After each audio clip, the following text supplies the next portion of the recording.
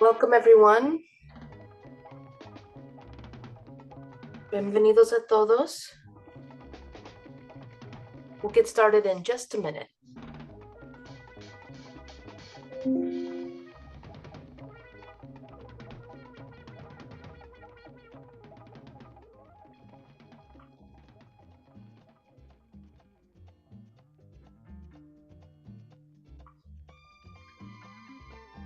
Welcome, everyone. We'll get started in just a minute.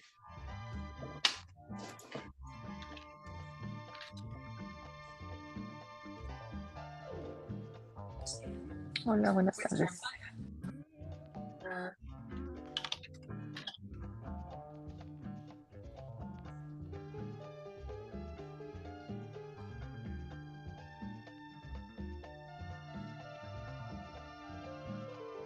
Welcome, everyone.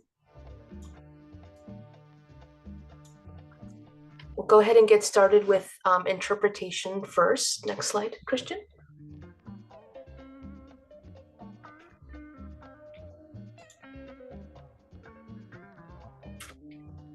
And one more. All right.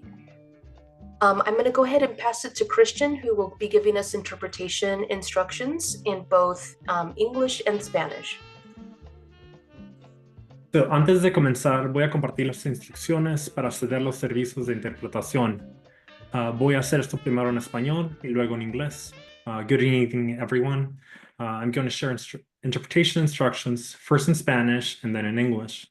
Para las personas que nos acompañan hoy a través de tableta o iPad o teléfono inteligente o smartphone, favor de localizar el menú en forma de 3 puntos en la parte inferior de la pantalla.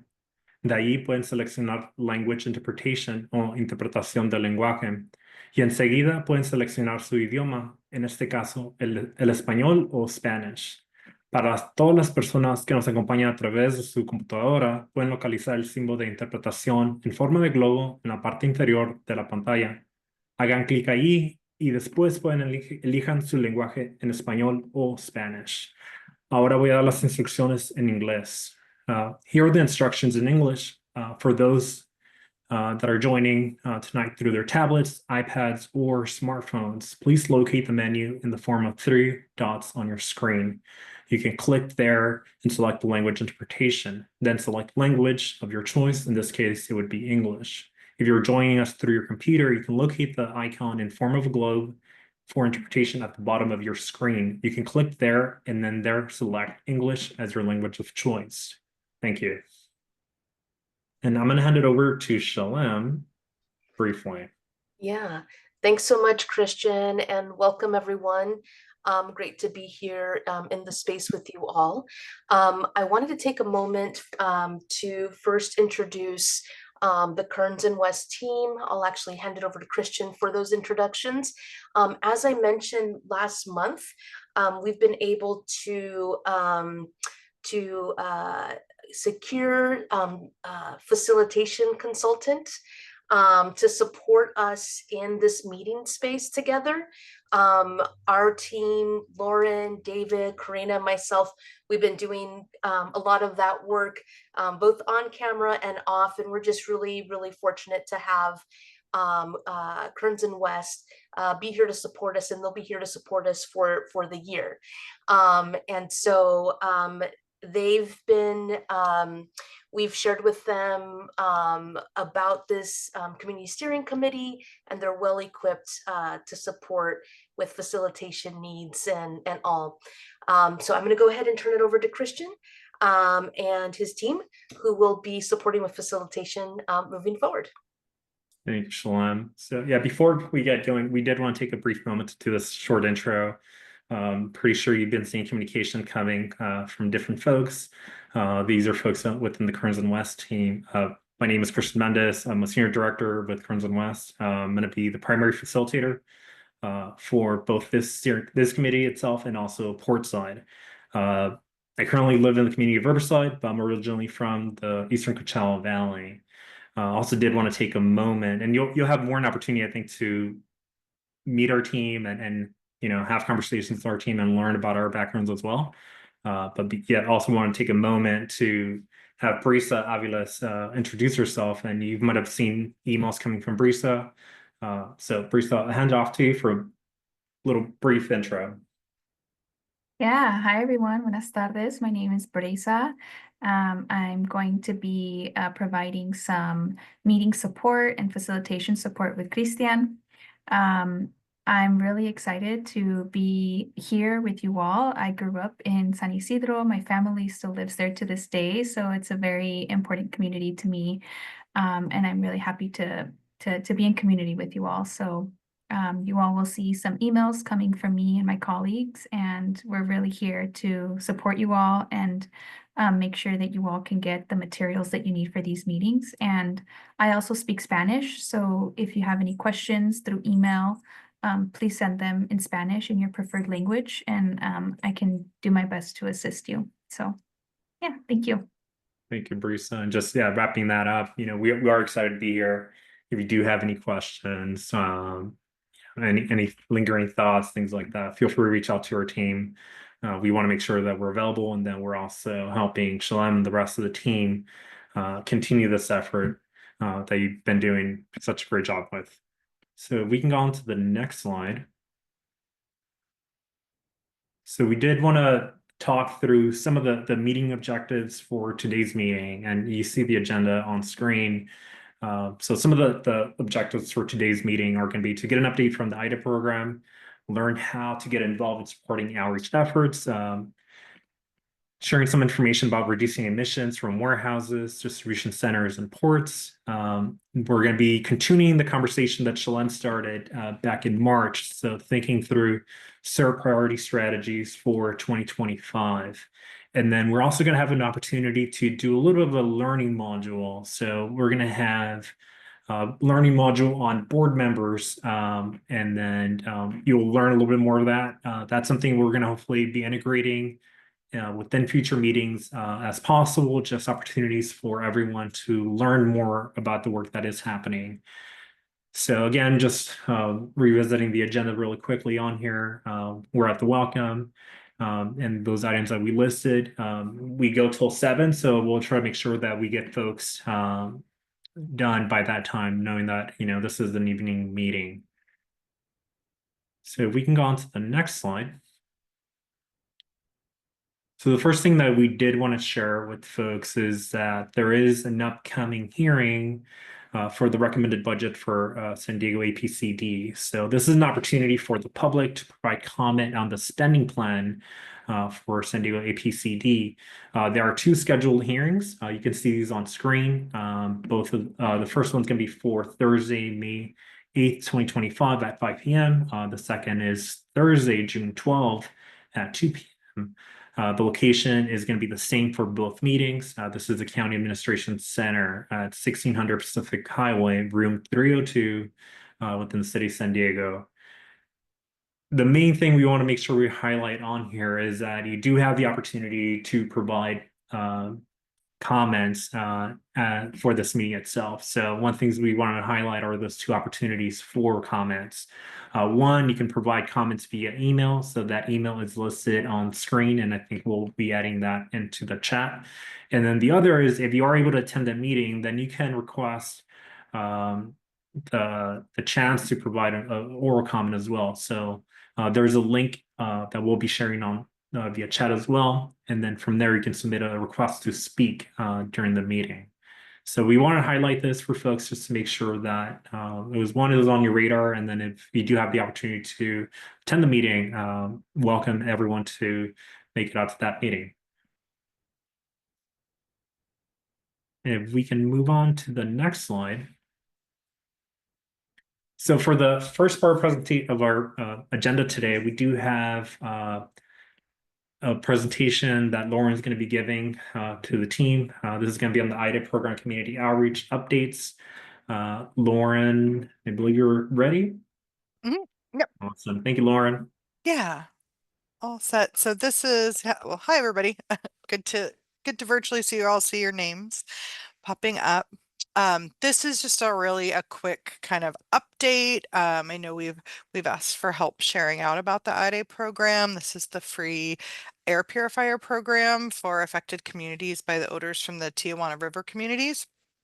And we're still asking for your help to help spread the word. There are still filters available, air purifiers, air filters for people in the community. And we're trying to have people still apply. We're going to be doing some flyering in the San Ysidro community at some local schools. If you want to go to the next slide, we'll be asking for you all if you'd like to join us and help support us to do some outreach. If you're interested in spreading the word about the program, everybody in this, well, CSC members were the first folks to receive their air filters. So you would probably be able to speak to it best if people have questions for you or concerns while we're reaching out. And we'd love to be able to have you answer those for people. So we've picked a couple dates to be doing some outreach in San Ysidro. We can always add to these, but right now we're looking to keep the hours from 12 in the afternoon to 2 in the afternoon, and then and for 3 Fridays coming up in May at local schools. I'm gonna throw a link to a Google document, a Google spreadsheet where you could sign up if you're interested in, and even if you're not 100% sure if you could make it or not now, we still have yet to decide on which schools we'll be visiting on which dates, but they will be San Ysidro schools in the San Ysidro School District. Also, if you have recommendations for places to reach out to help spread the word about the program and get flyers out there and try and get community members registered. Anita Lopez with APCD shared, I think in the last meeting or the meeting before, an update on the program, and that let us know that in San Ysidro, we're still, there's a lot of people that could still sign up that are still eligible, and we still have filters we want to get out to people. So any way you can help us spread the word, please share that. You can reach out to me and email me, and we'll also include this Google Doc email or link in the follow-up to this meeting. Yeah, and feel free to reach out with any questions. We hope to have people sign up for flyering on this form within the next 2 weeks because it'll be coming up pretty soon. And then schools go out on vacation as well in June. So we want to get out to these schools in May. So feel free to ask any questions. If you have questions now or to email me, you can. No, And any questions? we'll take a moment and see if there are any questions for Lauren. And then I do see that link is already in the chat, so we'll also just send that with post meeting materials as well, just in case anyone does have any questions. So I'm not seeing any raised hands or anything from folks, but folks, if you do have questions or anything that you'd want to share with Lauren, feel free to jump in. Not seeing any raised hands or comments in the chat. Yeah. So thank you. Thank you, folks. I'll be here if Lauren's here. So later. yeah, if you have any questions, feel free to drop them in the chat and we can follow offline as well. Okay. Thank you. Hi, I have a question real quick. Is that Okay. only going to be on Fridays? The outreach? Right now we have it scheduled for Fridays, but we can totally add more days if there's interest or if a lot of people say we can't do Fridays. Yeah, do you have a better like a day that works better or Like for me to help, I can be Monday. Or maybe you I don't know, but it's just a suggestion. Maybe you can ask like the volunteers what day works better or for more people they can join to help. Yeah, no, that's a great idea. I'll it's pretty flexible, so I will add in a column on that same spreadsheet that just like if you want to add your name and then like recommended date and time, like a regular day every, like Mondays from this time, 1 to 4 work well, and as long as it kind of lines up with the school schedules, we can definitely do that. So I'll add a column in. Yeah. Thank you, Wendy. Thank you. Thank you. And I do see Margarita added a question. And Margarita, if you want to go off mute as well, but I can read the question. I think you're noting that there was an issue just adding information into that Google Sheet. But Margarita, if you want to jump in. Quise poner mi nombre y no pude, no se Okay. puede. Okay, let me make sure. Yeah. It's let me make sure it's unlocked. It's supposed to be, but. And Lauren, it sounds like you're going to be making an update just to create that the ability for folks to just write another option. So yeah, we'll make that update, I think, to the Google Doc, and I think resend it as well. Lauren, maybe we can reshare it at the end of the meeting, and then also just make sure we send it out post meeting as well. And Margarita, vamos a mirar para arreglarlo y para abrir para que se puedan meter la información.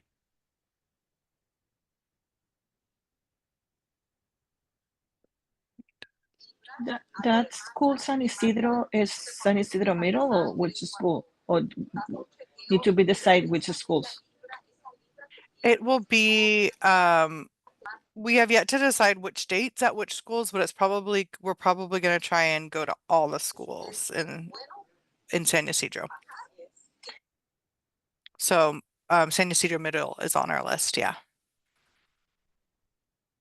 Thank you, Maritza. Quizás sea porque estoy en la junta que no puedo escribir, no creo, ¿verdad? Community that people used to attend to a lot of events or things like that. They have a big space that I can send you again the information. Te puedo mandar un o te puedo mandar un and also on that one diciéndote could los be días que puedo, los 3 viernes que notaste ahí.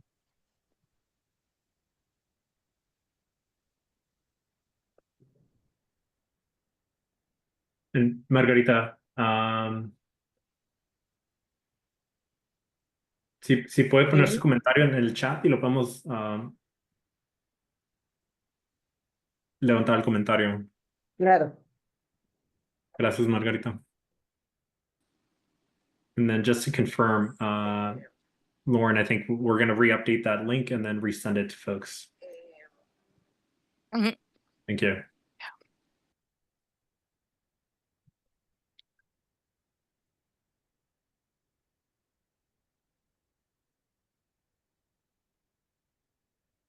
Okay, we'll keep moving through the presentation. I think Lauren will follow up on this item just to make sure that we get that confirmation with the Google Doc.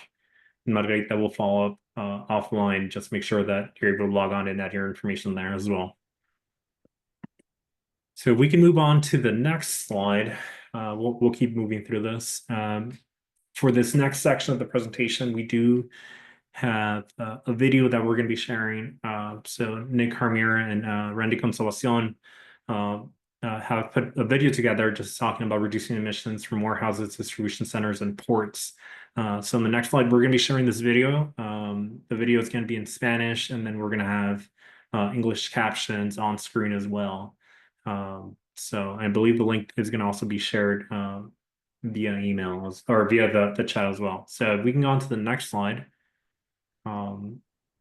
Actually, Christian, if I could just add a couple of go ahead, Nick. Yeah, great, thank you.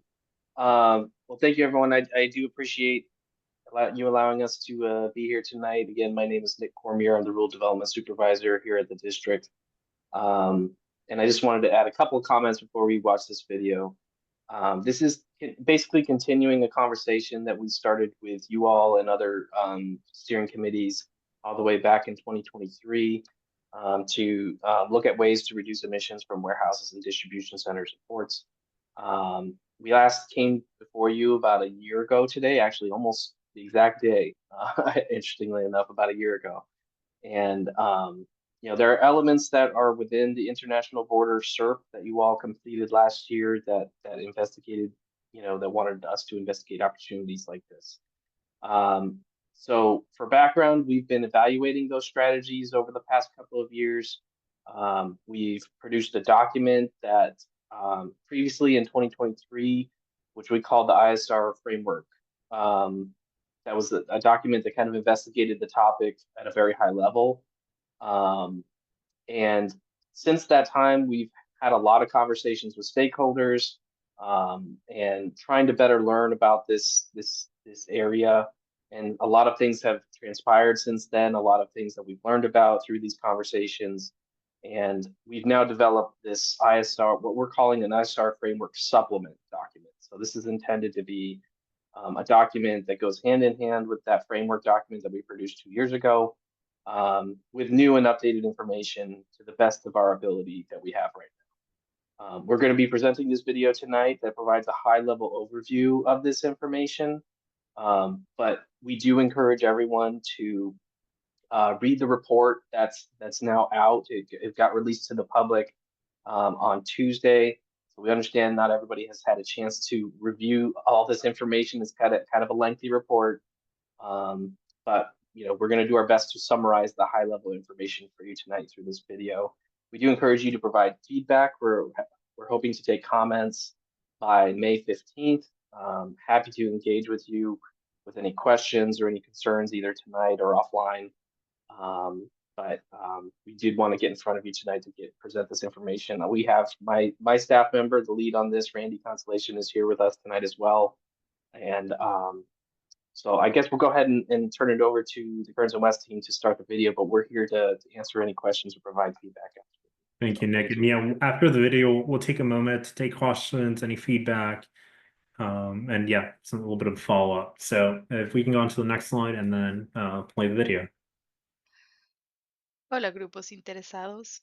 En esta presentación se dará más información sobre el informe del Distrito de Control de la Contaminación del Aire del Condado de San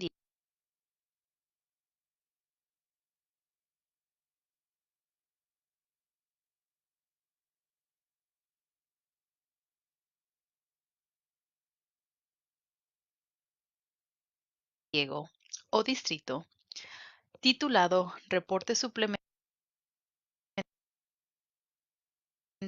del Programa de la Regla de Fuentes Indirectas en Almacenes, o simplemente el reporte suplemental.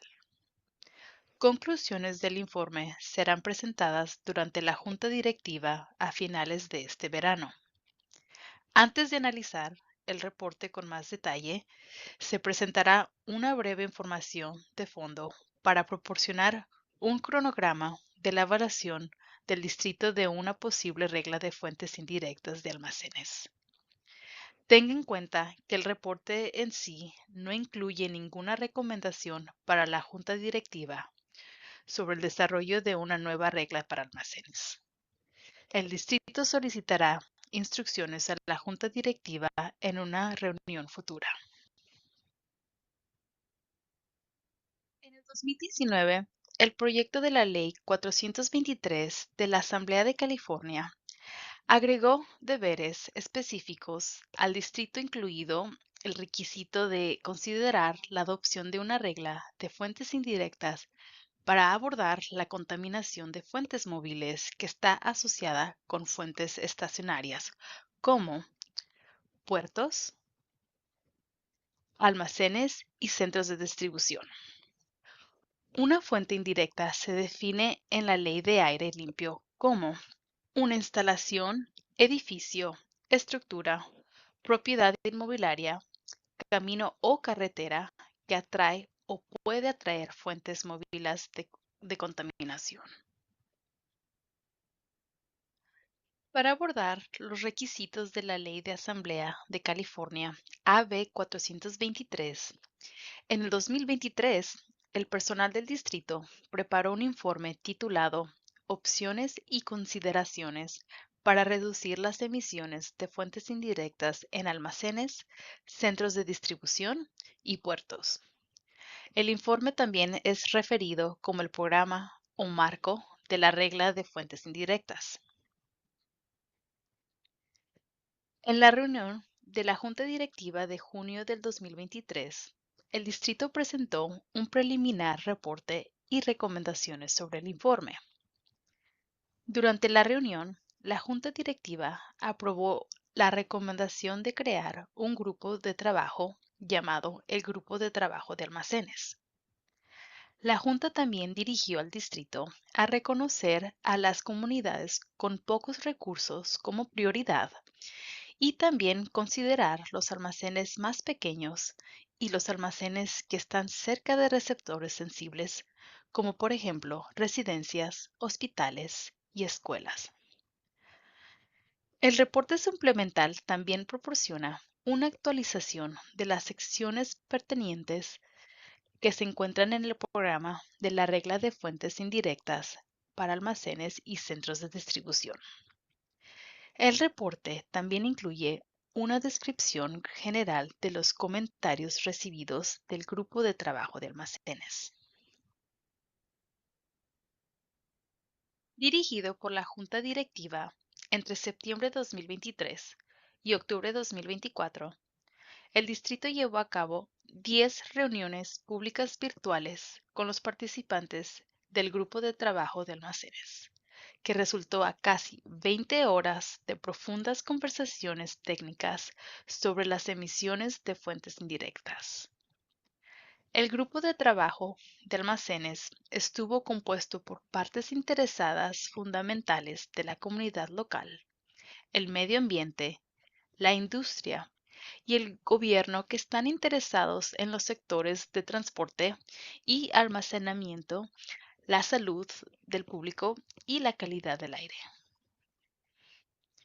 El grupo de trabajo de almacenes se convocó por diseño para obtener diferentes perspectivas de una amplia variedad de partes interesadas. Como tal, el grupo no pudo llegar a un consenso sobre la mayoría de los temas. Estos desacuerdos fueron inesperados, pero aún así el grupo de trabajo de almacenes continúa a dar información reflexiva y significativa para ser considerada por el distrito de manera cortés y respetuosa. Un tema que generó cierto acuerdo general fue la disponibilidad de una o más opciones de incentivos no regulatorios en alguna capacidad. Desde la perspectiva de la industria, varios temas fueron investigados en profundo para este análisis. Estos incluyeron una mejor evaluación de los impactos y las reducciones de emisiones asociadas con las regulaciones de fuentes móviles de CARB, las preocupaciones sobre si los almacenes identificados estaban realmente participando en la actividad de movimiento de mercancías, problemas de disponibilidad de camiones e infraestructura de vehículos de cero emisiones, la dificultad de rastrear la actividad de los camiones en las instalaciones potencialmente sujetas y la observación de las circunstancias únicas de la actividad de almacenamiento o a lo largo de la frontera internacional. Desde la perspectiva ambiental, se planteó con frecuencia un comentario para que se prioricen los objetivos del Plan de Reducción de Emisiones Comunitarias para mejorar aún más la salud y el bienestar de los residentes en comunidades desfavorecidas y considerar el posible impacto acumulativo de muchos almacenes más pequeños agrupados alrededor de receptores sensibles. También se sugirió que una regla, a diferencia de un programa de incentivos voluntarios, podría potencialmente proporcionar más certeza para lograr reducciones de emisiones y podría dar como resultado reducciones de emisiones más localizadas si se formula de una manera que pueda apuntar a dichas instalaciones en comunidades desfavorecidas. Desde una perspectiva de implementación, el distrito destacó la importancia y la dificultad de lograr reducciones de emisiones a nivel regional de una manera que no entre en conflicto con cuestiones de prelación federal, pero al mismo tiempo que se logren reducciones de emisiones localizadas.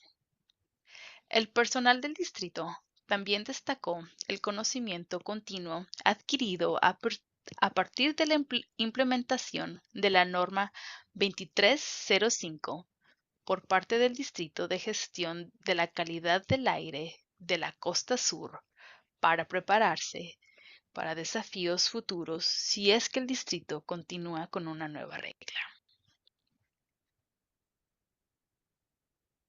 El reporte suplemental publicado por el distrito incluye estimaciones actualizadas de las emisiones de referencia y de la reducción de emisiones asociadas con una posible regla de fuentes indirectas de almacenes en el condado de San Diego. Para estimar las emisiones, el personal primero desarrolló un inventario de las instalaciones de almacenamiento en la región de San Diego, utilizando información mantenida por una empresa de análisis de bienes raíces comerciales. La información del inventario de almacenes se combinó con datos de modelos de transporte y se analizó para derivar las tarifas de viajes de camiones para varias categorías de tamaño de almacenes. Estas tarifas de viajes de camiones luego se utilizaron para estimar las emisiones de referencia atribuidas a las actividades de almacenamiento en todo el condado. El reporte suplemental se puede encontrar información adicional sobre las emisiones de referencia, el inventario, las tarifas de viajes de camiones y las metodologías. El personal del distrito estima ahora, si es que se desarrolla y se adopta una nueva regla de fuentes indirectas de almacenes, que se reducirán entre 13 y 27 toneladas por año de emisiones óxido de nitrógeno, también conocido como NOx, y entre 0.1 y 0.3 toneladas por año de emisiones de material particulado, también conocidas como PM2.5. Estas emisiones son aproximadamente la mitad de lo que el distrito estimó en el documento original. Las nuevas estimaciones de las potenciales reducciones de emisiones de NOx en almacenes como fuentes indirectas presentadas en contexto con otras regulaciones adoptadas recientemente por el distrito se incluyen en esta gráfica. Se estima que estas reducciones darán como resultado entre 33 y 68 incidentes de la salud reducidos en un año, incluyendo visitas al hospital y síntomas de asma. Se estima que los beneficios totales de salud o los costos de atención médica evitados y la pérdida de productividad serán entre $411,000 y $1.1 millones por año. Los costos totales estimados de cumplimiento para la industria afectada serían entre 11.9 y 19.3 millones de dólares por año. Esto equivaldría a un promedio de $29,000 a $49,000 por cada instalación por año. La rentabilidad estimada de una regla de fuentes indirectas en almacenes sería entre $362 y $464 por cada libra de NOx reducida. La rentabilidad estimada de la regla de fuentes indirectas en almacenes es mayor que los valores de otras normas que ha adoptado el distrito, además de los límites de la rentabilidad que normalmente se permiten en los programas de subsidios actuales, así como los límites establecidos por el Distrito de Gestión de la Calidad del Aire de la Costa.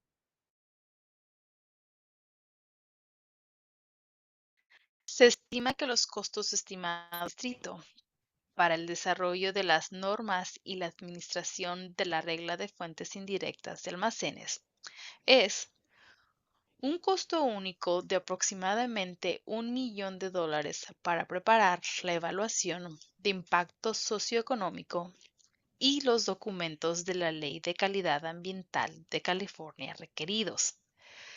y el desarrollo del portal web. También hasta $1 millón por año para costos continuos, incluyendo el mantenimiento del portal web, actividades de cumplimiento mejoradas y personal adicional según sea necesario. El distrito anticipa que no se podrá recuperar los costos únicos. El distrito reconoce que los valores de rentabilidad son mayores que los que se estimaron inicialmente en el reporte original, de $62 a $116 por cada libra de NOx reducida. La diferencia entre los valores de rentabilidad es debido a los mayores costos por pie cuadrado de los almacenes y las pocas reducciones de emisiones estimadas en el reporte suplemental.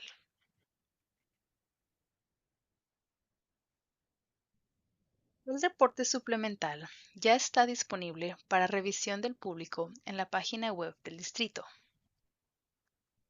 Use el código QR en esta pantalla para acceder a la página web y poder ver el reporte. Finalmente, el distrito solicita comentarios por escrito sobre el reporte suplemental. El distrito considerará todos los comentarios antes de continuar con cualquier decisión dirigida por la Junta Directiva. Para obtener más información sobre la reunión de la Junta Directiva, por favor visite la página web del distrito utilizando el link web en esta pantalla.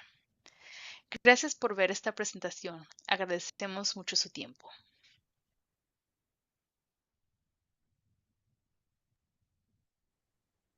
Thank you, Nick and Randy. So we did want to ask or see whether folks had any questions, any comments for both Nick and Randy. And Nick, I'm not sure if you have anything else to add kind of post video while we wait to see if there's any questions or comments from folks. Nothing specific from me, I guess. I know the video covered a lot of ground, and the report itself covers a lot of ground, so I fully recognize that. My only suggestion may be if people aren't able to review the entire report, is to definitely take a look at the executive summary. We try our best to boil down all the important elements of the report without a lot of the technical background that maybe not everybody needs. If you're really just curious about, what were the results of our analysis, what did we hear out of that warehouse working group over the past year, we tried our best to boil it down as best we could, and we did translate that executive summary into Spanish if that's easier for everyone to engage with. I think the links to those are within the link that was just posted in the chat. So definitely welcome feedback and engagement with us. Either this after today's meeting or today's meeting, whichever one everyone prefers. So I'll pause if there's any other comments or questions. Yeah, and I'm looking to see if there's any raised hands or comments, but again, the report that Nick is referencing, that link is in the chat. So if folks do want to, take a chance at reviewing the report itself, but then also, as Nick said, if you have more limited time, want to do kind of like a hyper focus on that executive summary, I think that's also a possibility. So I'm not seeing any raised hands. I think, Nick, the other thing that's coming to mind that you brought up in the video was the deadline for feedback. And just to confirm that, that's going to be May 15th for feedback from folks. Correct. Yeah, and May 15th is the proposed date for getting comments. So we'd like any feedback by that date. And you're welcome to send us an email. We have our APCD. I think we are asking folks to send it to our APCD rules at SDAPCD.org email address. I can put that in the chat if it's useful for everyone. Otherwise, you're welcome to also directly contact me or Randy Of course, the members of the Office of EJ team as well, they can also put you in touch with us as well if there's any feedback you'd like to pass along. So, Thank you, Nick. I do see Sean's hands up. So, Sean, if you want to jump in. Yeah, thanks for the presentation. One of the questions I had was I remember from earlier presentations, there was a few maps that were shared to show kind of concentrations of warehouses throughout the region. One of the areas that was highlighted as an area of concentration was the Otay Mesa East, and then parts of San Ysidro in terms of the kind of the warehouse footprint, right? The sizes that you were looking at.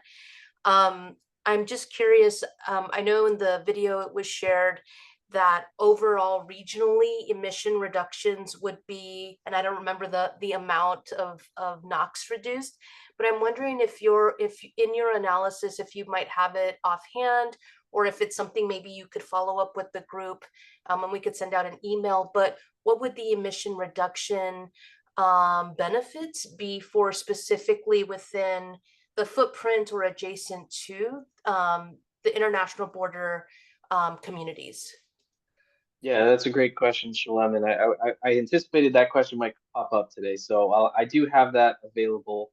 I can verbally provide it right now, and then if needed, I can follow up later if need be with some written information. But so table 8 in our report kind of has the information that you're looking for, I think. And this table presents a breakdown of the emission reductions, the number of facilities, the baseline emissions that we're projecting from facilities that are in the Portsmouth area, in the international border area, and then as the county as a whole that don't include those specific areas. So we tried to break out the border and port side individually to get a sense of what's going on in those specific areas. And then we also break it down by the kind of the metrics of, you know, some facilities are above 100,000 square feet in size. These are the large kind of facilities like Amazon and, you know, the larger warehouses that are, a lot of which tend to be in the international border area. So in terms of metrics, there was about 46 warehouses that we think are in the international border area that are above 100,000 square feet in size. Our board also asked us to look down at smaller warehouse facilities. So we also looked at facilities that were 50,000 square feet in size. We think there's about 102 facilities like that of that size, so a little bit more in the international border area. And then in terms of the emission reductions, I won't really get into how we calculated it because it does get pretty technical pretty quick. But in terms of just the results that we were expecting in international border, you know, if we had an indirect source rule in place, we would expect between 2 to 4 tons per year of NOx emission reductions that would be achieved in the international border area, depending on those thresholds of if you were either to move ahead with a 50,000 square foot threshold or a 100,000 square foot threshold. Clearly, you might get more emission reductions if there was more warehouses being encompassed into a rule like that. And then as far as PM 2.5 reductions, we would be anticipating between 0.02 and 0.04 tons per year of emission reductions for those, for just the international border. And I think the video noted that we were expecting about between 13 to 27 tons per year of NOx from the region overall. So the numbers I'm saying right now for just the international border are kind of a subset of those numbers, if that makes sense. If that doesn't make sense to everybody, so please let me know. But hopefully I explained that. Yeah, I'm just wondering roughly, Nick, what the percentage of the overall emission reduction is located maybe within the international border area. So let's see. I would say I might need Randy to maybe, he's better at the math part than I am. But Randy, did you have maybe something you could add at least on, Shalem, are you looking for maybe the percent overall compared to the overall baseline in the county? Yes. Is that what you're trying to? Exactly. Okay. Yeah. Let's see. I'm doing quick math here. That's always dangerous. Randy, do you have a sense of what maybe the math that we might be able to tabulate for this? Yeah, so if you're looking at for the international border, the 46 warehouses that we think are 100,000 square feet or more. So that's that. Nick mentioned it was about 2 tons per year of NOx emissions reduced. Compared that to the total within the county of about 13. So you're looking at about 19% emission reduction attributed to the IBC only. Again, that's for 100,000 square feet warehouses and above. Let me do a quick calculation here for the other set just a moment here. And it's about 16%. If you look at going lower the threshold, looking at 50,000 square feet warehouses and above, that's a ratio of about 4 tons per year NOx reduced compared to about 27 tons per year of NOx reduced for the entire county, and that equates to about 16% of the total pie of the total emission reductions. Thanks, Randy. And I did some quick math on my own based on the warehouse counts too. And those percentage numbers roughly align as well with the warehouse counts too. It's between 15 to 18%, it looks like, for just strictly on the number of warehouses in comparison to the overall county by the looks of it. So Thank you, Nick. And I'm not seeing any other questions. There was a question regarding the interpretation that's happening for those folks that are on Spanish channel. You should just be listening now to one interpreter. So if folks want to give a thumbs up on the chat, that would be great. I would also add just one quick note too. The video you just watched is available on that same website we linked above. So if you want to watch it again at your leisure, please do so. They're up on APCD's YouTube channel, as well as the link we just linked. So I would definitely recommend people taking a look at it at your leisure. Thank you, Nick. So I think with that, we can move on to the next item on here. So Jennifer, if you can move us on to the next slide. So we were going to grab some notes. I didn't see any other questions from folks. But if we want to move on to the next slide. So for this next slide, we do have Shalem on deck to continue the conversation that was happening in the last meeting in March. This conversation regarding the CERP Priority Strategies. One thing we did want to note for this discussion is that our team is going to be taking notes on screen during the conversation. After each of the topics, we'll be able to see the notes that our team has captured. And then we will also be taking some more detailed notes offline. So those are going to be part of the meeting summary. So with this, I'm going to hand it over to Shalem. Shalem, you're going to be talking through the different sections. Our team will be on notes. And then as folks have comments, feedback, please raise your hand. And then also if you have comments that you want to drop them in chat, drop them in the chat, and then we'll raise those up during each of those sections. So Shalem, over to you. Yeah, thanks, Christian. Yeah, I'm sorry, I'm just pulling up my notes here, but this is a continuance of the conversation we started last month. Next slide, please. As we shared last month, there are a number, and actually if you can click through 5 times, I apologize, or yeah, there are a number of, let's see, there are a number of CERP community priorities that have been identified. One as it relates to passenger vehicle traffic, heavy duty trucks, emissions coming from across the border. There's also other sources such as Border Patrol, ATV use, kicking up dust, trains. And then there is also a number of priorities around community care, right? Putting air filters in school, urban greening, like tree planting and so forth. Next slide, please.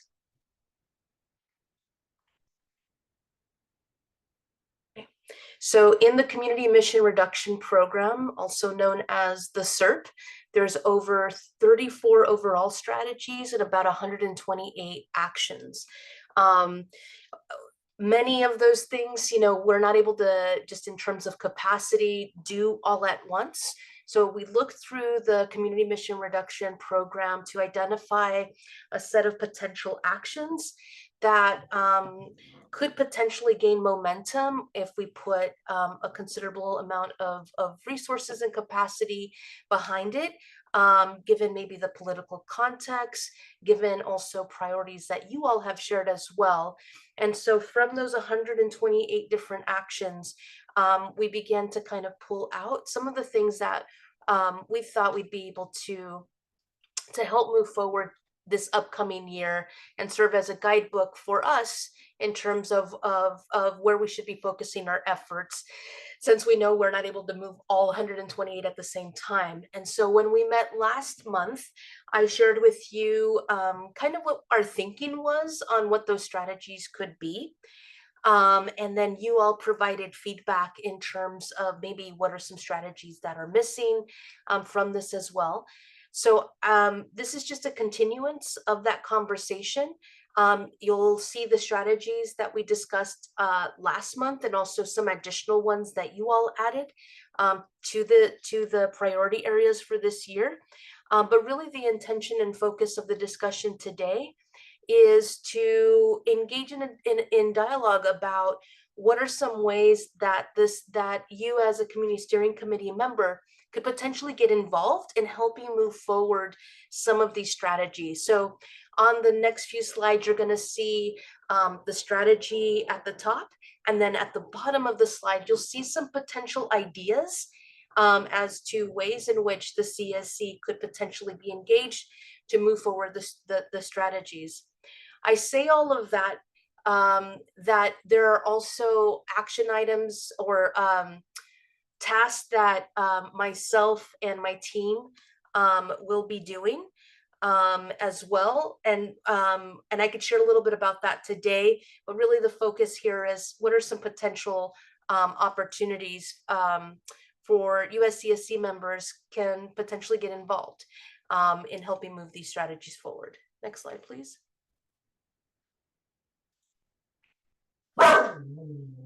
So the first one, and of course my dog barks when it's time to present, but so the first one is in community care, where the strategies include reducing air pollution exposure at schools, and then also reducing residential air pollution exposure as well. Really, this is focused on two main things. One is the AIRE program, which Lauren talked about earlier today. Since we've got that big program, really focusing our attention and our efforts in doing that community outreach, and Lauren talked about opportunities to get engaged there, but also in reducing air pollution exposure at school. The AIRE district is working on reaching out to all the principals in San Ysidro, and we'll start emailing them and calling them next week to let them know that the schools qualify to get free money to upgrade all the air conditioner, air filtration systems at the schools for better filters to filter the air that's coming from the outside, and then the air that the kids are breathing inside. So letting them know about that program. Some potential actions or ways that you as a CSC member can get involved is letting, when we have those meetings with the principals, if you all are interested in participating and coming with us to those meetings, we'd love to know if you're interested. We'd love to have you there, as maybe you have a parent, or maybe you're a parent of a child who attends that school, and you can share the importance of having those filters in the school. And then the other thing that relates to this strategy number 2 around the IDIP program, which many of you already signed up today, is providing opportunities for you all to also help with the flyering or connecting with your neighbors at community events, letting them know about the free resources as well. But I just wanted to check in and see, in terms of potential ways that you as a CSC member can get involved to help move these 2 strategies forward. Just wanted to see what folks think about that, and if there's other ways that you as a CSC member would like to help get involved in helping move these strategies forward as well. So I'll pause here for questions, but also kind of comments and thoughts in terms of how you'd like to get involved and move these two strategies forward.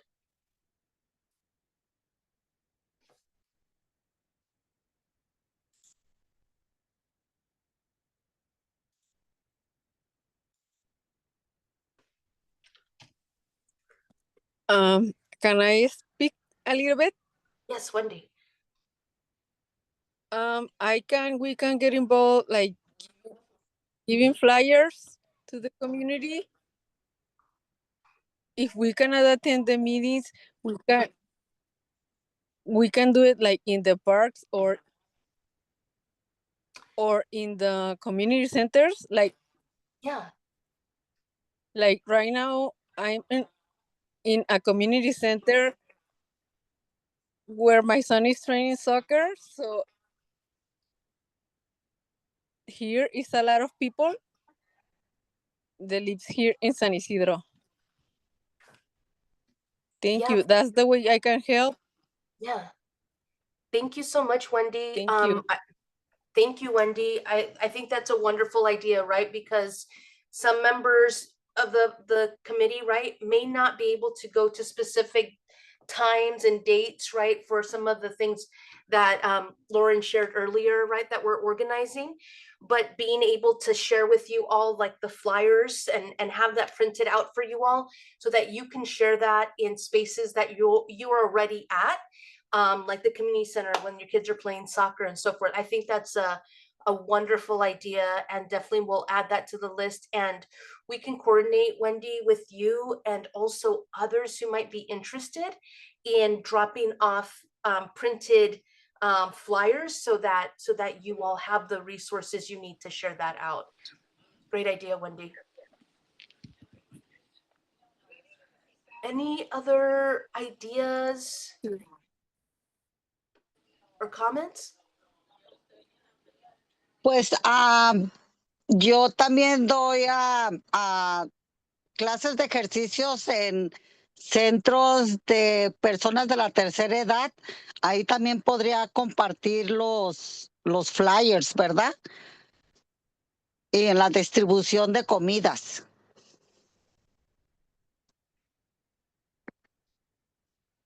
Awesome. Thank you so much, Irma. That's a really wonderful idea.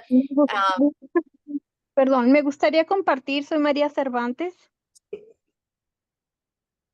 ¿Puedo? Yes, please. Ok, en este momento yo estoy discapacitada, postrada en mi cama en casa, pero puedo participar compartiendo volantes de forma virtual, hacerlo llegar a más de 250 personas al mismo tiempo. Y aparte, esa participación en las escuelas, yo puedo compartirlo con mis compañeras de casa familiar que van a diferentes escuelas en San Isidro, ¿sí? Para que ellos pasen esa información tan importante, muy buena, por cierto. Entonces, si me hacen llegar a mí esos volantes, yo los puedo hacer llegar. Gracias. Thank you so much, Maria. So what I'm hearing as well is sharing the flyer digitally so that you all are also able to kind of share that out with your networks as well. Absolutely. Maritza? Yeah, me too. I'm available to sharing. I also, when you share, as soon as you send something or online in the email, I share it. But in this time also, I'll be able to share it, and also in person, maybe put it in on distributed in other meetings I attend, or here in the community, or with friends or other places. Awesome. Thank you so much, Maritza. And we're taking notes of all of this as well, and also who's saying what and who's interested in what. So we'll have Lauren follow up with each of you. Olga.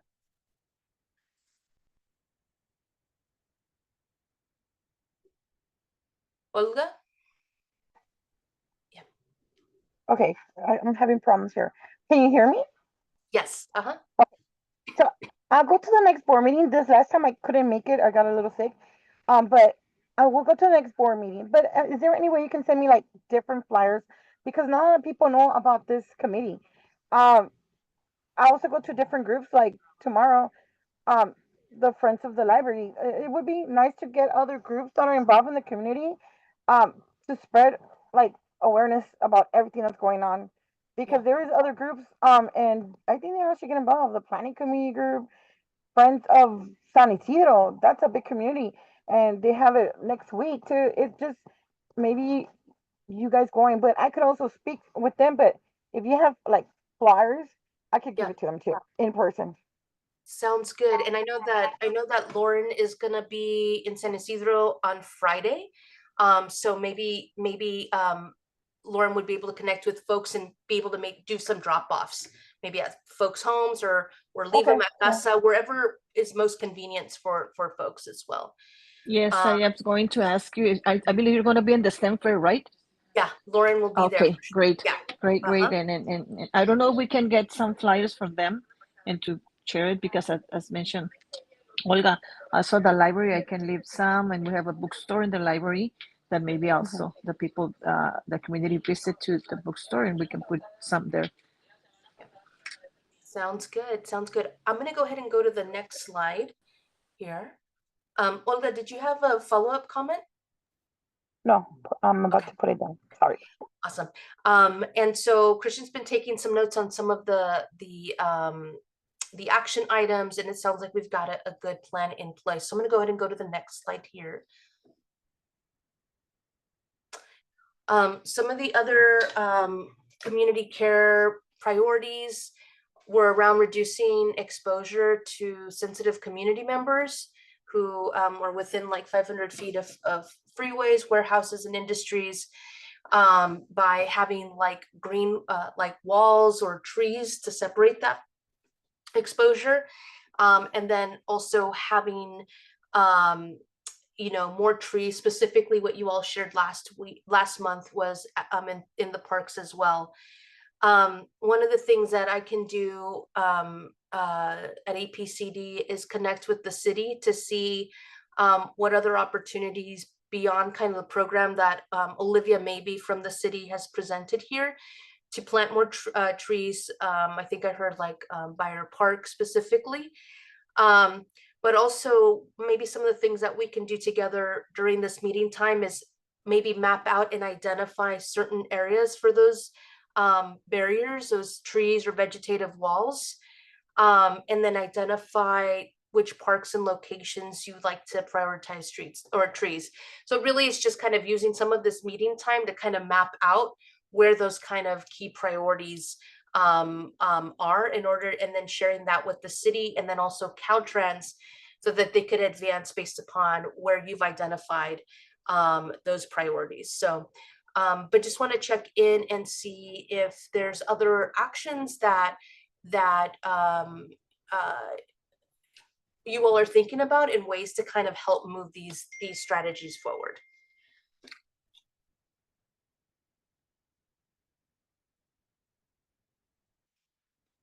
Or do these also give a thumbs up to like if these kind of ways that you all can help inform this process, do these actions sound good for you all?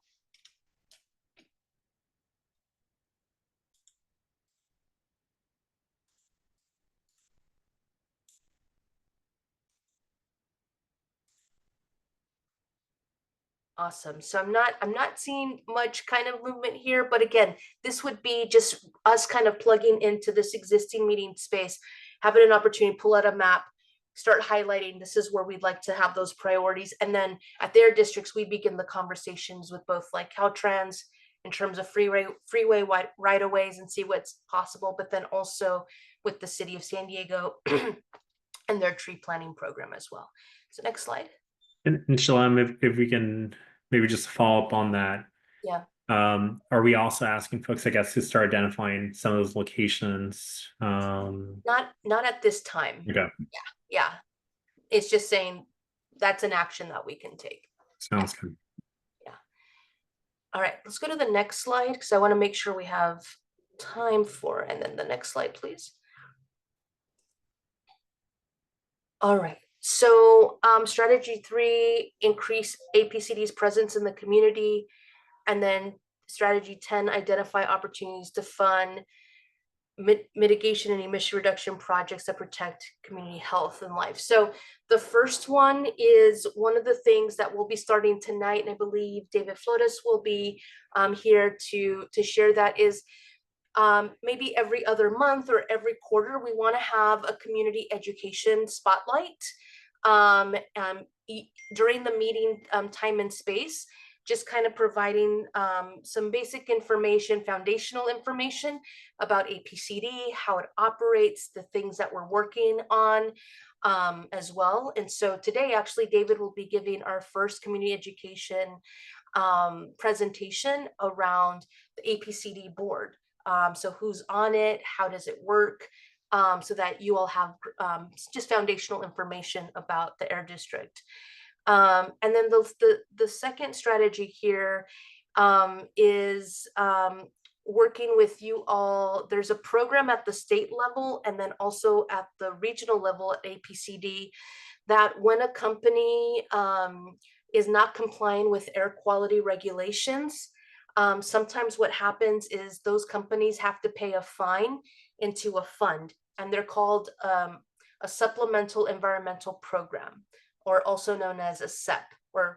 And so they have to pay a fine for not meeting regulations, which is sometimes the case.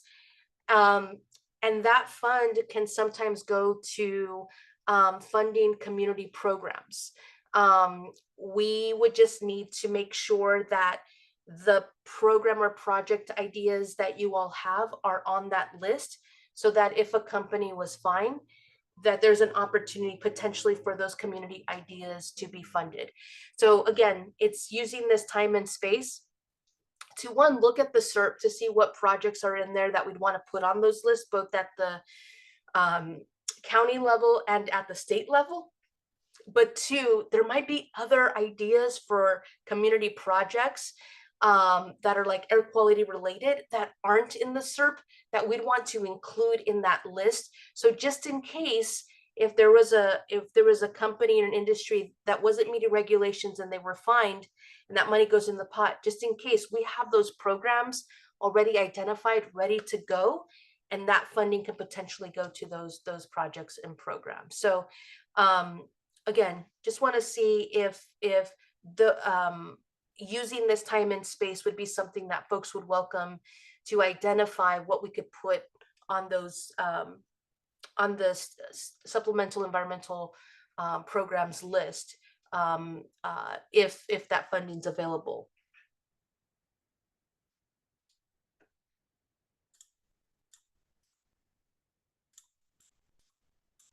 Cool. All right. Is there anyone that doesn't like these actions? I see Wendy put yes, thank you.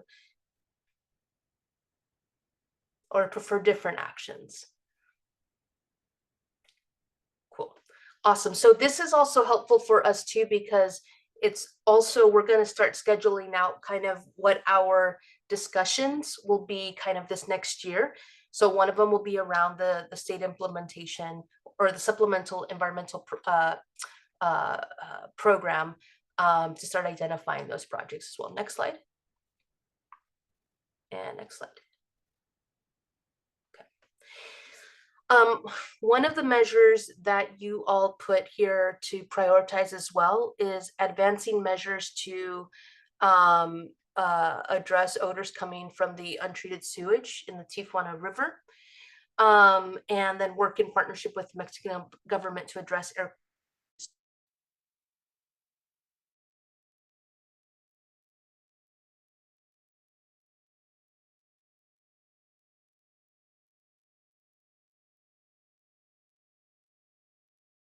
visits. I know that Olga's been leading some protests, so we've shared out the flyers before on those issues, or advocacy efforts as well.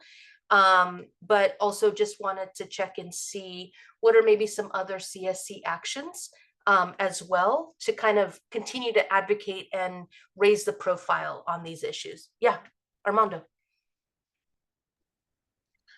Yeah, can you guys hear me? Yes. Okay, yeah, hi everyone. My name is Armando Garcia. I'm with the California Emissions Board. and I'm part of the Community Outreach and Enforcement section, and I actually work with administrating the supplemental environmental project that we have at CARB. And just, just to give a little bit more detail, we're pretty much open to any type of project that helps, not just reductions and emissions, but also public health and community outreach and education. So we have a wide variety of projects that have been funded and approved that involve installation of air filters at schools or passing out residential air filters to homes, tree planting, native plants, community outreach, education, online resources. So we're pretty much open to any type of projects. So if you guys have any questions, any concerns, or anything really about the supplemental environmental project, feel free to reach out to me. I'll leave my info and the website in the chat. And yeah, and we're always looking for applications. So yeah, so feel free to reach out to me. Thank you. Yeah, thanks, Armando. I hope I explained it well. I hope I did it justice, and all. So, all right. So yeah, so I just want to check in and specifically going back to kind of the Tijuana River advocacy, if there's other ways that the CSC here would like to get involved in those advocacy efforts, and also do those examples are things that folks support and want to help move forward.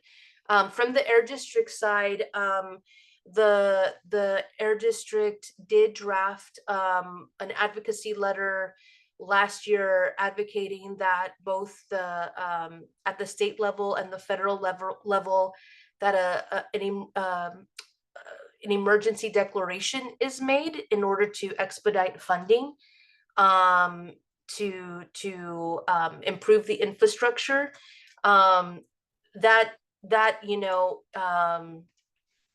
Emergency declaration was never made at the state or the federal level. And so we'd like to, at the Air District, continue to do that advocacy work at both the state and federal level. But also there might be other opportunities for as CSC members that folks like to continue to raise the profile on this issue. So just want to hear from folks' thoughts on that.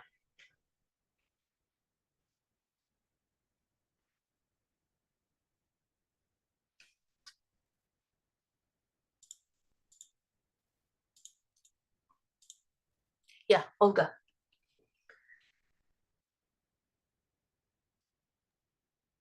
What can we do as community? Like something else that can make an effect on what's going on. It's starting to smell right now. Like I have my window, like I'm up here, and it smells really bad.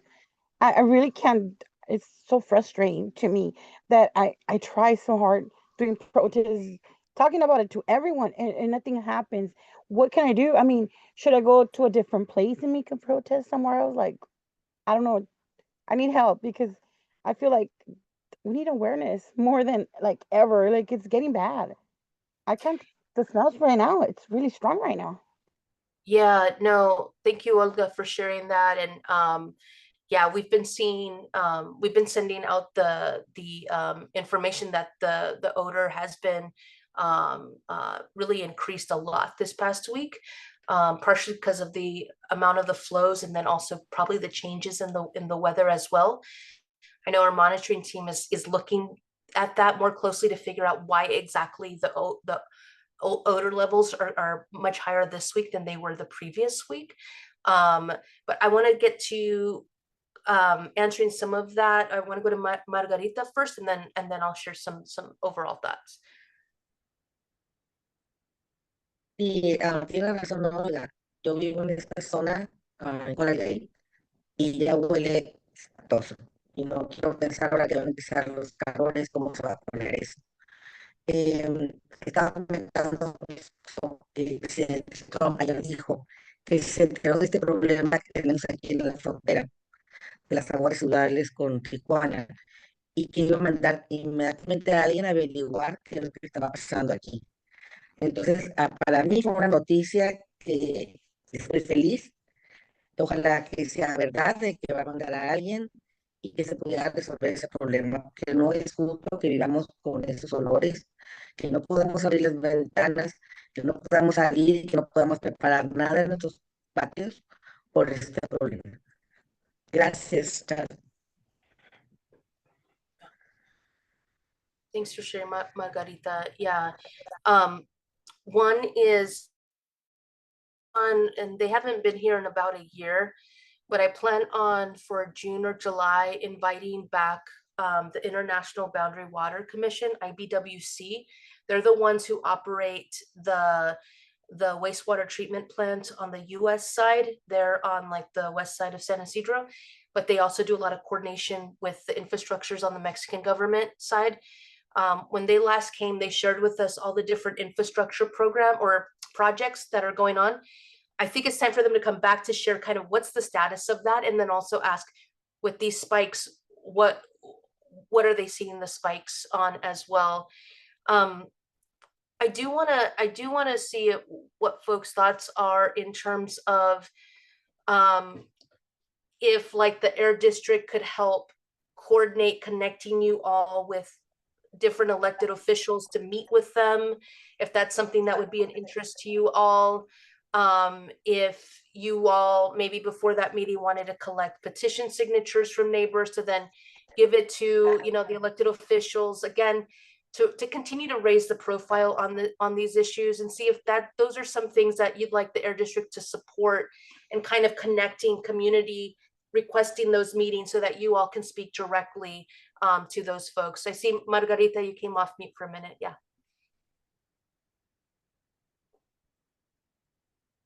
Sí, sería bueno. Sería bueno. Yo estaría en primera fila. Yeah.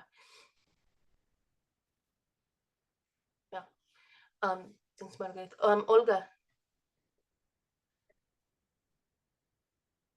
Totally agree with that. If do we start the petition ourselves with like our wording, or can you guys do one for us and we'll go get the signatures and send it to whoever we need to? That's like, Yeah. I'm down for that all over.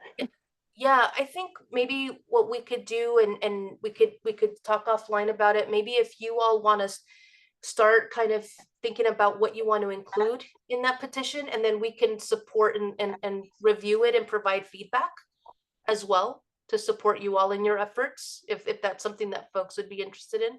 But yeah, happy to support and provide feedback. And also if there's like specific information around the hydrogen sulfide, right, the odor levels, that we could provide that like data and that information too, to put in your petition or your letter. So we could certainly connect more about that. Yeah, Jenny.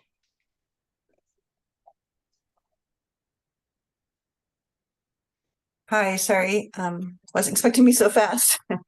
Thanks for all these great presentations and ideas. I had a question about the hydrogen sulfide monitor. Well, first of all, I'm sorry if I missed this, but San Ysidro's been offline for a while. Could you comment on why that is and if it's going to come back online soon? Yeah, let me see. Is David here tonight? I am here. Oh, I am great, here. great. Been So listening in the background. I'm gonna toss it to you, David. Yes. So hi, everybody. My name is David Soderman. I'm the chief of the monitoring division at the Air Pollution Control District. My team is the one that operates the hydrogen sulfide monitoring network for APCD. San Ysidro has been offline because it suffered a catastrophic failure during the rain event in late January. We did not have any spare instruments at the time, and so it was a difficult process trying to figure out what internal components were damaged due to the influx of rainwater into the instrument itself. Since that time, you know, we even before that time, we were in the procurement process to buy additional analyzers, and those have since come in, and we're acceptance testing them, and they should be deployed out. One of them should be deployed out to the San Ysidro site and calibrated within the next week. That's great to hear. Thank you. I guess my other question is, when we're seeing these levels just going higher and higher, and on your guidance on your website, you say that over 200 parts per billion. Multi-agency review will be, I don't know, I was just curious. I feel like pretty soon we're going to exceed something that would trigger your multi-agency review, whatever that is. I'm just curious if you could comment on that a little bit and what actions might be taken. So in our guidance document for hydrogen sulfide, we said that if there's an incident, an hour average above 200, we would institute a multi-agency review. If you looked at our website, obviously we have exceeded that number a few times. We have been meeting with the county public health department. We've been having meetings with IBWC to try to get an explanation for what is going on and why it's going on, and the status of the different projects that are currently ongoing within Mexico to kind of fix their infrastructure issues, and whether or not the data itself is if the county public health department needs to give any further guidance other than what is currently out there for that orange level. We've also been in consultation with the California Department of Public Health, the CDC, ASTDR, which is the Agency of Toxic Substance and Disease Registry. That department is collecting data, all data, including the data that we've collected in the past year, the data that the research teams that were out there last summer, any data that they have available, any data regarding the Tijuana River, even going back to prior years where they did some soil sediment sampling analysis to determine what is the public exposure. Unfortunately, that's not a quick process, but a report will be coming, but it's not going to come anytime soon. And any type of data gap findings that they might say, hey, look, there's gaps in this data, more data needs to be collected. The CDC doesn't do that collection themselves, but they could say, to fully address this, more data in this area needs to be collected. I don't know, Jenny, if that helps, but we are actively meeting multiple times a day with all these various. I think I've met with the county 2 or 3 times today. We meet daily. We meet with IBWC a few times every week. We're meeting with other public health agencies as well to look at the data, analyze the data, and decide if further actions are needed, as well as looking at our internal processes and looking at if there needs to be changes with that too. I guess what I'm wondering is 2 things. One is, have you also, I know either using modeling of the air, or I guess theoretically you could do mobile monitoring to see kind of the number of people highly affected. And the reason I'm asking is it's obviously helpful to know that kind of thing, but I'm just thinking if it was as a wildfire, for example, they might open up all the university air-conditioned gyms to people that can't sleep at home and they want to come someplace to sleep, or, I'm just thinking of some kind of immediate thing for people who are just like had it and just can't sleep, or or something like that, or hotel rooms, or I don't know what, but I just was trying to think if there's could be some idea of how many people might be hugely affected, and then, I don't know. It was just I was just trying to think of something that would be faster than a report in the future, kind of thing that could be done. And I'm just throwing my very chaotic thoughts out there, but I would be interested in possible actions. Thank you. And some of those are being discussed.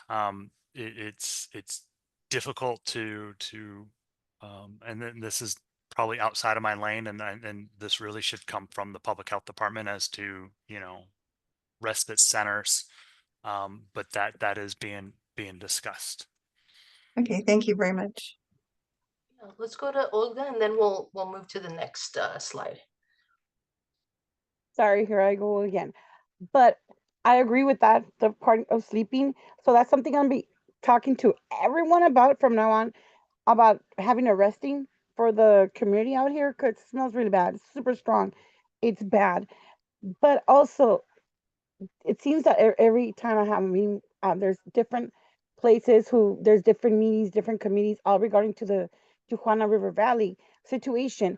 Can I get a list of all those meetings so I can start hitting all those meetings? Because I think it's really important. Because I could just be on the same thing down here, and maybe I need to go somewhere else, even if I have to send emails daily and have other people. As I'm gonna start going around talking to people, have them start emailing these different places so it can hit every different person working on this, so it can help if they need public, so we could all just email just different places. I don't know how to explain it, but if you guys can do that for me, I really would appreciate that. Thank you. So Olga, you're asking about meetings specifically on this issue? Mostly, yes, this issue, especially South Bay, but to talk more about the Tijuana River Valley, to any other meeting that talks about this situation, doesn't matter if it's for the restlessness, for the water, for the air, anything that has to do with the Tijuana River Valley smell, because I feel like we have to hit everybody. And if you want public, I'll email every day to everyone, and I'll have other people start emailing them. But everyone, whoever has to be involved, even if it's a tiny group or a little community, whatever it is, please. Yeah. I'm asking for that. Thank you. Yeah, I probably don't know of every, but we can share what we know, Olga. It probably is not going to be a comprehensive list, but see if maybe David on our team can maybe support with putting at least what we know, right, on paper, and share that with you and the other CSC members of meetings that are discussing this topic, right? Because IBWC has a set of meetings, the Coastal Commission sometimes has a set of meetings. Like there's a lot of different places and entities that are discussing this issue. So we can put together with what we know for sure. All right, let's go to the next slide.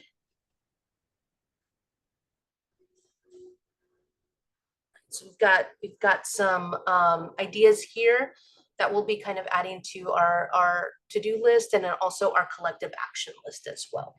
Next slide, please. All right, so this one looks like a really busy, intense slide, but it's actually quite simple. So passenger vehicles, there's a number of strategies in the Community Emission Reduction Program, the CERP, that are related to reducing air pollution from cars.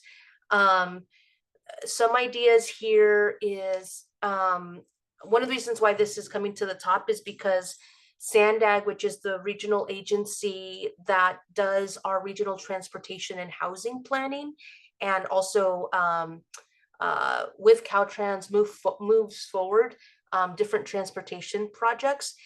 They are developing a plan right now that's going to be approved, I believe, either in the late fall, early winter. That's going to have a huge list of projects. We want to make sure the projects that you've all prioritized are in that plan to be funded.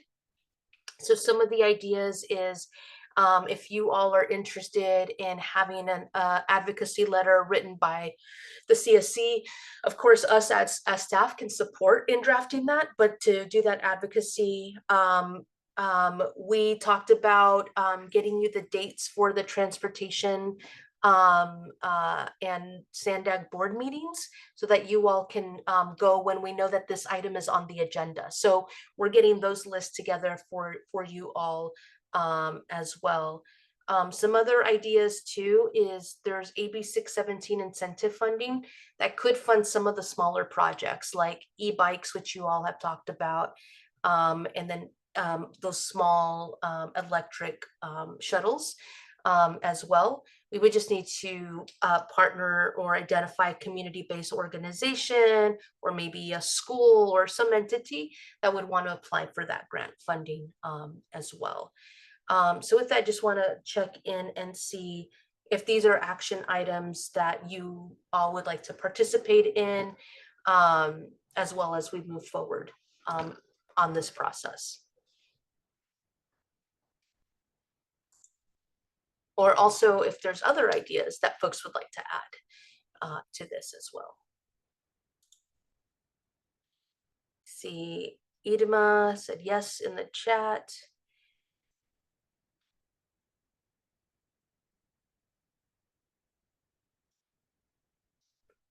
All right, and I know we've talked a bit about this at our last meeting. Just for the sake of time, I'll move us to the last slide for this. All right. Heavy-duty vehicles. Actually, we touched a bit on this. Nick and Randy at APCD shared that video earlier around the indirect sources. So really, there could be an opportunity that the CSC can outline a letter of what kind of strategies that they'd like to see in a rule, or maybe it's non-regulatory actions as well. And then this will be going to the APCD board, so we can let you all know when that's going to the board. So if you're interested, you can participate either in person or virtually too, to provide public testimony via phone as well. So this is related to kind of the topic we've talked about earlier today. Again, you all can draft a letter or provide public testimony. They're getting feedback on this document that they shared today by the 15th, but also there's going to be other opportunities as this conversation moves to the board as well to provide feedback. So just wanted to check in and see with folks if these actions are things that folks would like to support with and move forward. Or if there's other actions as well. Seen a couple yeses in the chat. Thank you all. Awesome. And again, a lot of this, our hope is that a lot of this kind of collective action taking could happen, or a lot of it can happen already during our monthly conversations and meetings. That work can happen here. And then there's also, of course, other opportunities outside of kind of this meeting time on a monthly basis for folks to get involved as well. All right. So with that, I want to be mindful, make sure David has enough time for his presentation this evening. Just want to thank you all for providing your feedback. We're going to incorporate that into kind of our action and next steps moving forward, but also start working on agendas for the CSC in the future that are going to incorporate, maybe we do, if folks want to work on a petition, maybe what we can do is collectively, folks can share out loud what they'd like in that petition, and we could start outlining that in a bullet point list, right? So using this time and space together to kind of do some of this work together, and so that we can move some of these actions as well. So with that, I'm actually going to turn it back over to Christian, who can then transition us to our next topic. Thanks all. Thank you, Shalom. And as Shalom noted, as one of those CSC actions, these learning modules is an opportunity, I think, for folks to just be a little bit more informed of different components. So for today, we do have David, who's going to be presenting on the SDAPC board members. So for folks that might have some questions on that, David's going to do a little bit of a brief presentation, and then I think take a moment as well for questions and just clarification on anything you might have. So with that, David, I'm going to hand it off to you. And if you want to walk us through this learning module. Yeah, thank you so much, Christian. Good evening, everybody. Happy to be here presenting more information about in this particular topic about our leadership at the APCD, and by leadership I mean our governing board. And so if we can go to the next slide. So our governing board, right, the San Diego County Air Pollution Control District's governing board provides guidance, sets our policies, and approves plans to meet the federal and the state regulations. And as of 4 years ago, in March of 2021, the APCD created a new structure and adopted a new 11-member board.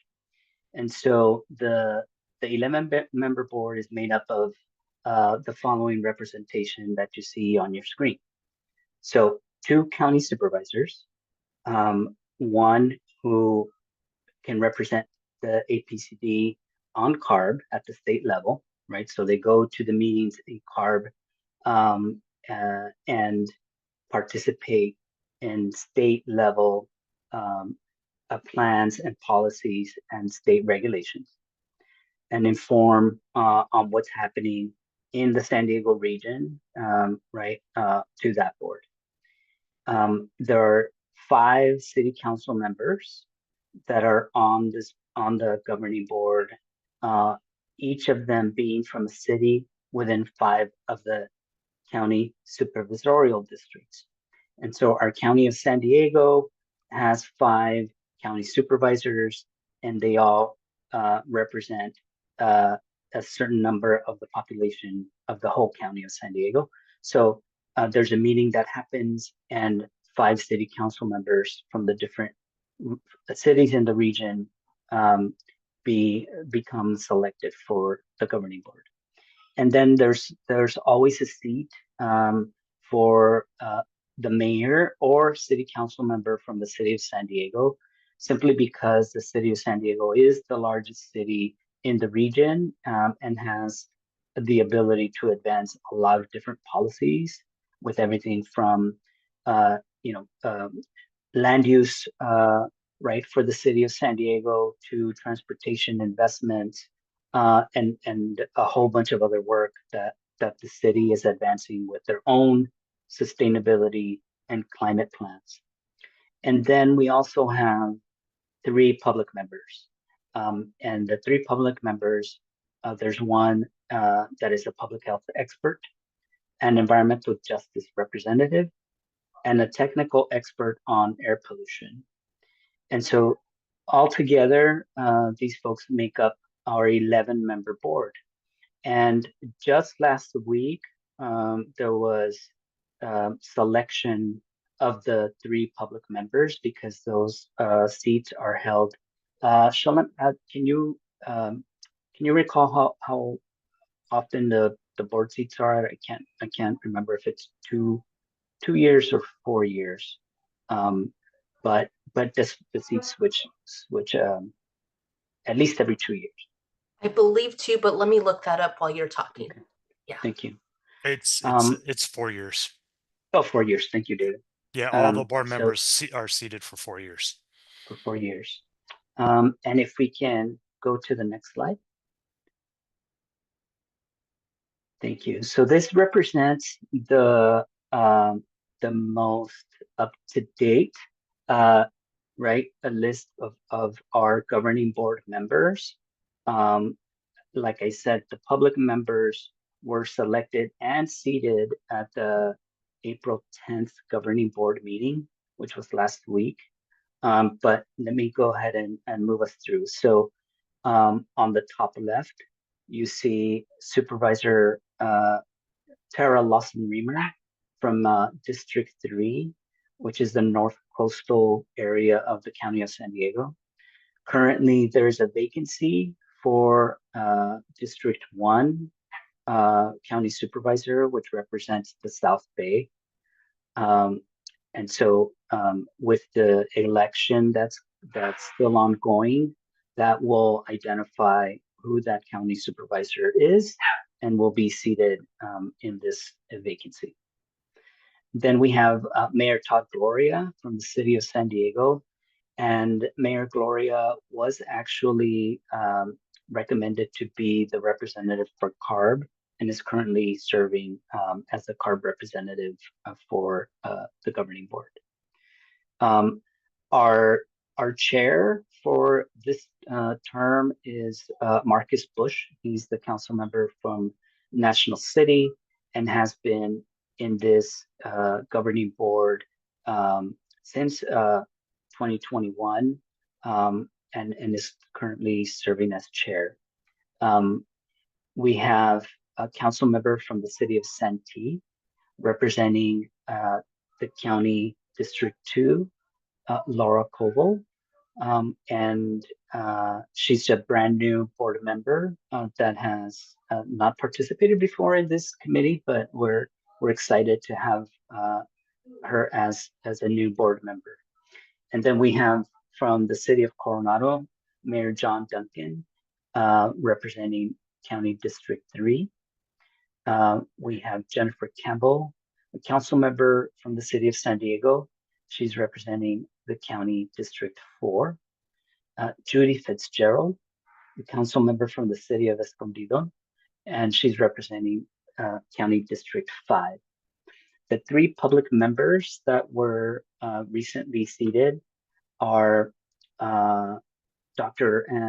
Anne-Marie Burbick Garcia. She is a local pediatrician and an asthma specialist, and she has been serving on this seat also since 2021, but she was also recommended and is seated as that public member.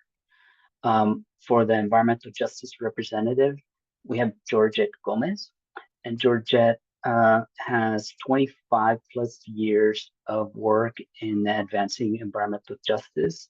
She has lived experience, which means she grew up and spent some time in Barrio Logan and currently still lives in the community of Barrio Logan. So she is very familiar with the issues that our portside communities have been experiencing. And then new board member in the public seat for science or technical background is Paula Stigler Granados. And some of you may remember Dr. Granados from her involvement with the Tijuana River Valley and hydrogen sulfide work. And she is an environmental health scientist with over 20 years of experience working on air quality and environmental health issues, and in the San Diego and Tijuana Border Air Quality Task Force. So this is our current board makeup with 1 vacancy. But let me pause here to see if anybody has any questions.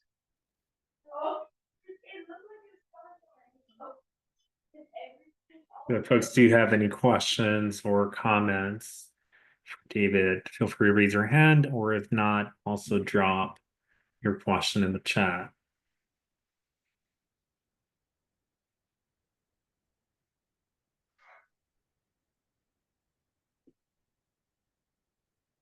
Okay, I don't see any hands raised or any questions.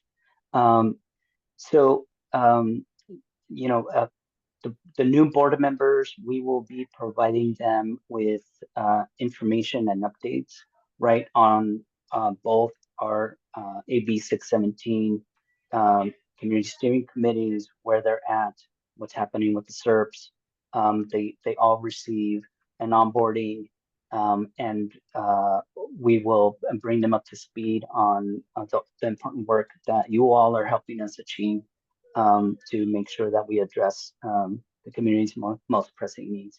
So with that, I want to say thank you. I hope this was helpful in at least understanding who our board is, and know that any one of these folks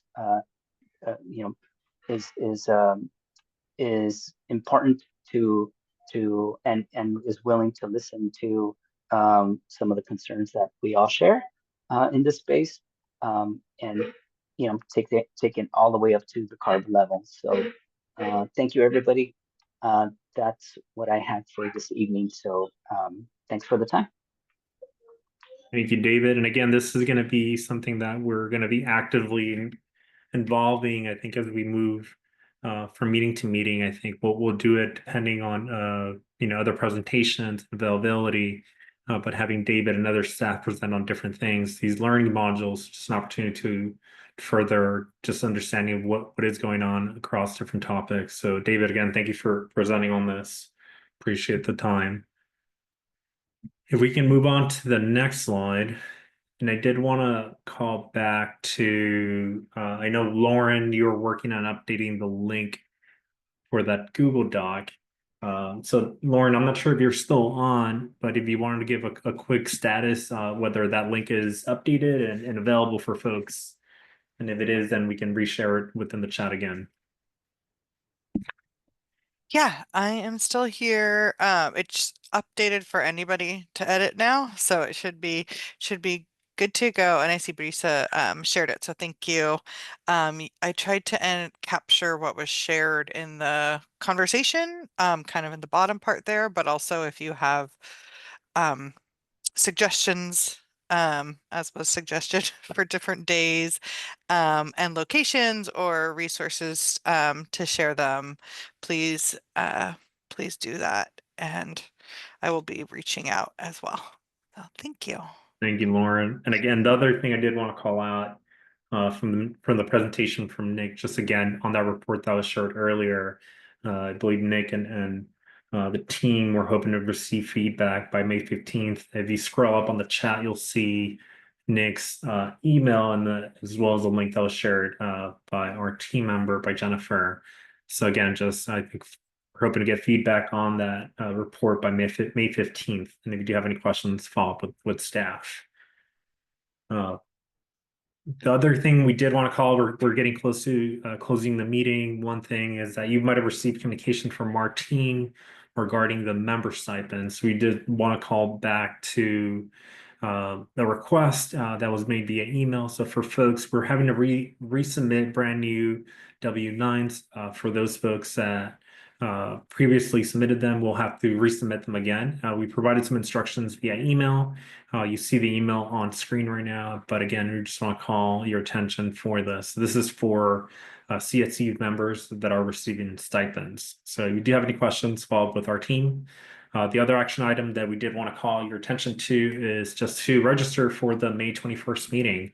Getting your registration early is great for our team, just to know who's going to be in the meeting, and we can get on your calendar and kind of go from there. But with that, I think we are at the end of our meeting. Shalom, I'm going to see if you have any other additional comments or points to bring up on your end. Nothing from Shalom. Okay, awesome. Okay, so yeah, we're going to wrap up a little bit earlier if you want to go to the next slide. And with that, yeah, we're going to close today's meeting. Thank you, everyone, for joining us today. I really appreciate you being on. I know it's a late afternoon, and folks are taking time to attend these meetings. So thank you for joining. If you do have any questions, again, our emails are in the chat. Anything that comes up, any questions, any feedback on the presentation, content that was shared, do follow up. We're available and kind of ready to answer any questions or coordinate anything that needs to be coordinated. Again, thank you so much for joining. And with that, we'll close today's meeting. Thank you, everyone. Gracias a todos. Thank you. Thank you. Good night.